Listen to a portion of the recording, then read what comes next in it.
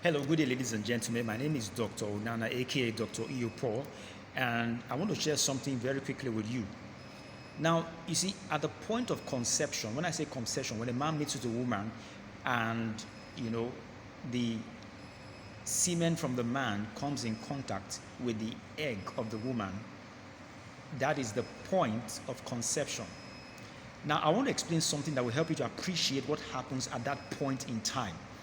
Now, first and foremost, in every male, when we say semen is a combination of the sperm itself and other components. So that's what makes up semen. And so when there is an ejaculation, usually a male will ejaculate between 2 milliliters to about 5 milliliters. Okay, so that's the range. Now, in every milliliter of semen, there are about 100 million sperms. So that means that if a man releases, let's say 2 mil, it means that in that semen, it contains about 200 million sperms. Now, of that amount, when a man meets with a woman and he ejaculates, what happens is that out of that hundreds of millions of sperm, one of them will swim and meet the woman's egg, and a conception takes place. So there is a fertilization of the egg. It is that fertilized egg that develops to become what is called an embryo, and then develops through a series of processes to become a baby, and that baby is eventually born after 9 months. And so you see the process that occurs, from the point of conception that I talked about to the point that the child is born.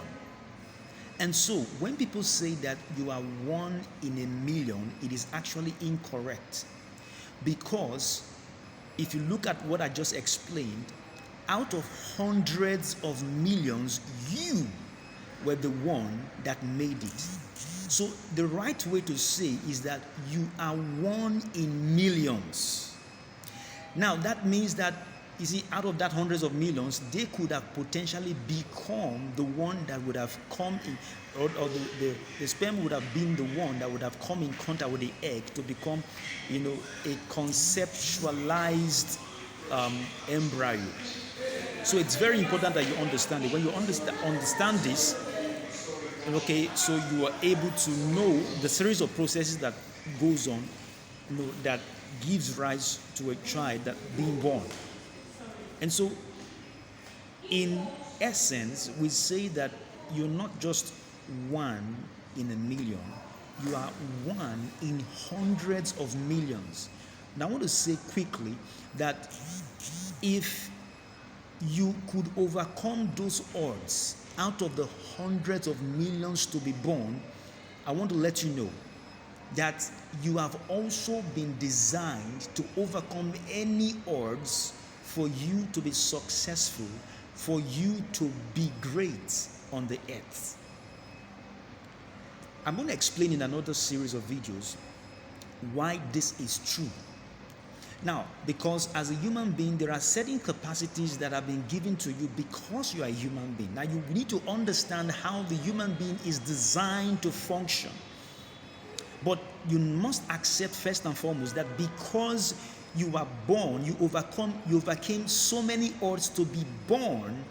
Inside of you is what it takes for you to overcome anything at all, because by default, you are designed to win on the earth. And that's why you made it through so many odds, to be born as a human being. You need to accept that as a fact and as a reality, because it is the foundation upon which you're going to be able to now begin to win in the challenges that you encounter in life. It's critical that you understand this.